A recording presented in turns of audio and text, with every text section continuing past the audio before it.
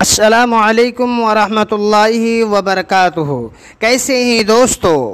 جیسا کہ آپ لوگوں کو معلوم ہے کہ شہاب بھائی کیرلا سے پیدل چل کے حج کرنے کے لیے مکہ شریف تک جانا چاہتے تھے، لیکن ابھی شہاب بھائی انڈیا ہی کے ایک علاقے پنجاب میں ایک گاؤں ہے خاصا، وہاں پر قیام فرما رہے ہیں۔ آج سے تقریباً 6-7 دن ہو گئے ہیں شہاب بھائی وہیں قیام کر رہے ہیں۔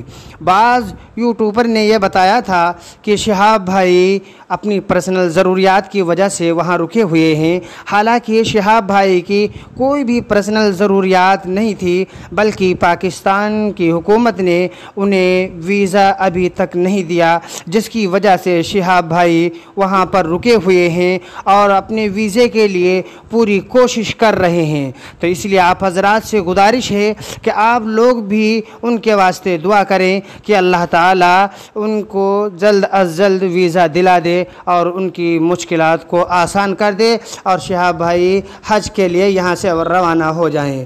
حضرات، جس وقت شہاب بھائی یہاں سے روانہ ہوں گے، نکلیں گے، خاصا گاؤں سے نکلیں گے، بارڈر کی طرف جائیں گے، اس کی اطلاع ہم آپ کو ضرور دیں گے۔